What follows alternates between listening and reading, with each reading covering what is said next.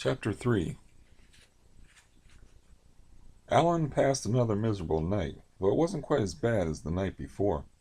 Lying on the bottom of the trench and sheltered from the wind, he was able to catch catnaps of half an hour or so before the cold got through to his feet, or the hard ice he was lying on proved too uncomfortable. Then he would sit up, rearrange his canvas blankets, and try to fold his body in such a way as to get warm and comfortable again. When dawn finally woke him for the last time, he got to his feet and folded and set aside the 2 pieces of sailcloth. Then he began swinging his arms around his body to get warm. After that, he was ready to start hacking at the ice again. He had to get into that cabin. So far the weather had not been too cold, but if a bad storm came along, with freezing temperatures, he might not be able to survive another night without shelter of some kind. His 3rd or 4th awkward blow with the anchor tip hit a piece of framing wood around the captain's window. Allan set aside the anchor, took up the lance, and jabbed away until he had uncovered the top of the window. He had been afraid that the window would be too small to crawl through. If that happened, then he had no tools that could cut the tough oak planks of the ship's stern and enlarge the window frame. But fortunately the window was large enough to crawl through easily. Another half hour of hard work, and he had cleared the ice away from the rest of the window. He broke out all the glass with the lance, then crawled through. Once inside the cabin, he had to wait for a few minutes until his eyes got used to the darkness. Since the ship was upside down, Allan was now walking on the cabin ceiling. When he recovered his eyesight, he saw that everything on the floor of the cabin lay strewn on the ceiling. Allan picked his way over the jumbled mass of clothing and papers and dishes and found the captain's private bread locker. Inside the locker there were several large tin boxes. He dragged one out, turned it right side up, and lifted the lid. The box was jammed full of special biscuits that the captain was particularly fond of. Allan grabbed a handful, found the chair and set it on its legs, then sat down to enjoy his first bite of food in almost 2 days. He bit into a biscuit, crammed it into his mouth, then groaned with pleasure. He had never eaten anything that tasted so good. Slowly, enjoying every bite, he ate about 2 dozen of the biscuits and blessed old Captain Hughes for having a sweet tooth. One thing that surprised Allan was that the biscuits were dry. He opened 2 more of the tin boxes, and they too were dry inside. As he explored the cabin, he found that although many things, especially clothes, were wet, other articles in boxes and closets were dry, which meant that the ship could not have been underwater very long, perhaps only 10 minutes or so. It was almost dark when the ship went down, so that Allan could not know when the amphorbes came to the surface again. The ship, turned turtle, must have been there on the edge of the ice all night, although Allan did not find the upturned keel until morning. Much later, Allan discovered that the ship had been turned over and forced to the surface by a sloping underwater ledge of ice that acted like a ramp or shovel. The ice field was drifting north with the current, and the amphorbes, caught between the force of the ice field and the opposing ice floes, had swiftly been worked to the surface. The biscuits made Allan thirsty again, and he searched through the cabin for something to drink. He came across a locked cabinet and forced it open with the harpoon head. Inside he found a jumble of broken and empty bottles. Lying on top of all the broken glass was a barrel full of some liquid.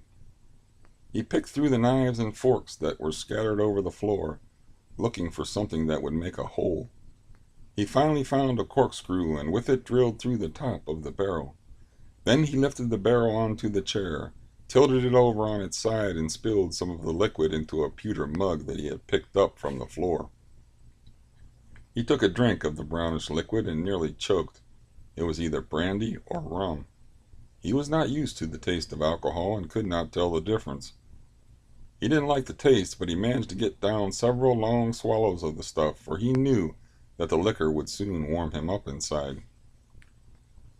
Then Allan went sorting through the stuff in the captain's cabin and found many useful articles, including a large carving knife. He'd hoped to locate the captain's spyglass, but he could not find it anywhere. Perhaps the captain had it with him up on deck when the ship struck the iceberg. If so, The telescope was no doubt lost. He did find a boat hook in the captain's speaking trumpet, a sort of handheld loudspeaker. He also found many of the captain's clothes. They were nearly all wet and were half frozen, but Allan knew that he would find a use for everything later on. After a while, the strong drink took effect and he began to feel drowsy. He had slept little the night before, and he was exhausted after his hiking over the rough ice and his hours in digging the tunnel to the cabin window. He dragged the captain's mattress into the large clothes closet and piled all the clothes he could find on top of it. The mattress and the clothes were fairly wet, but he did manage to find a few coats and jackets that were halfway dry, and these he piled on top of himself. Then he shut the door of the closet. There was very little space left, but that was a good thing, he knew. The heat of his body would warm the air trapped in the closet and help hold back the cold outside. Although he was quite tired, Allan did not go to sleep right away. He actually felt somewhat happy. A sort of miracle had happened. He had shelter and enough food and water to last for a couple of weeks. Lying there in the clothes closet, Allan thought of his girlfriend Nancy and began to sing Annie Laurie, an old Scottish love song. He finished the song and laughed out loud. He was somewhat drunk, so he was. Allan Gordon of 16 Keith Street, Aberdeen, wished to inform the present company that he felt rather jolly. But he would have to find fire if he wanted to last through the whole winter. Well, so he would. He would have lovely big warm fires, for there was coal on board. There were also a couple of stoves on the Anforbes, and he would find them too. And he might as well elect himself captain, he thought. If he had to look after the whole ship by himself, then he ought to be at least a captain. Captain Gordon, he said aloud. Did you hear that, master? Wee stupid Allan is now a captain. He laughed again. Jump to it, blast ye, he roared inside the closet. When Captain Gordon gives an order, he wants to see nothing but heels flashing up the rigging. But as quickly as his happiness came, it went away, and soon he felt very sorry for himself. He was all alone in the Arctic seas, the nearest person 1,000 miles away, and there wasn't a soul in the world who knew of his existence. He might as well be dead, for wasn't he already in an icy grave? And he had as little chance of getting out of this grave as he had of getting out of a real grave in the earth. For some reason, then he thought of the fortune-teller whose tent he went into the day of the last autumn hiring fair in Aberdeen. At the time he was 16 and had been working as a deckhand on the fishing trawler Queen of Argyll.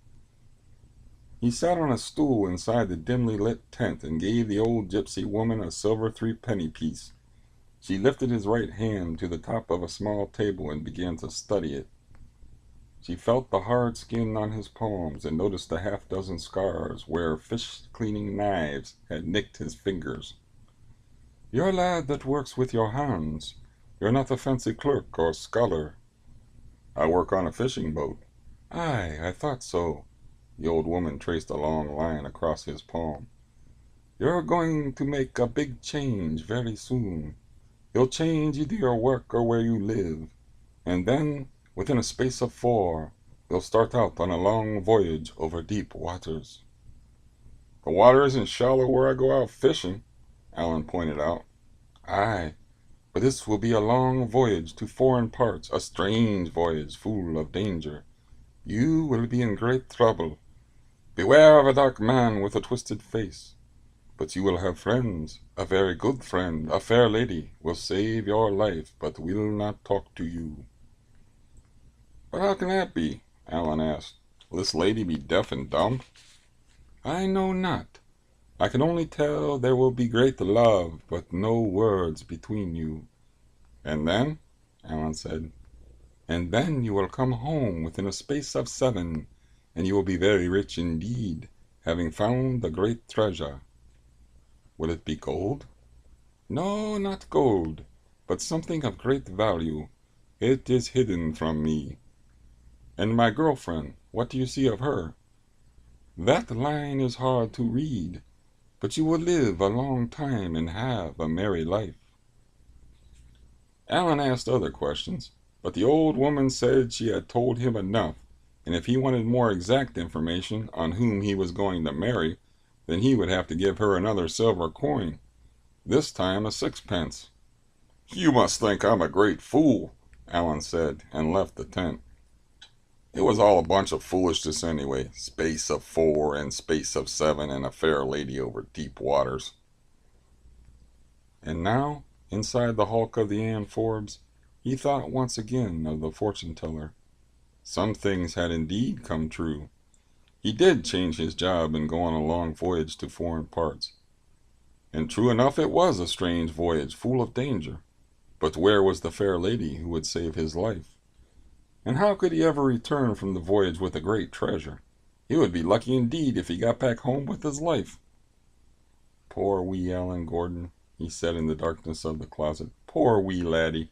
You've escaped drowning only to go mad from loneliness in an icy hulk stuck fast to an iceberg." And because of the alcohol working on him, he began to cry and murmur, over and over again, the names of his loved ones, his mother, Nancy, his sisters, Jean, Flora, and Gladys. And still sniffling a bit, he drifted off to sleep.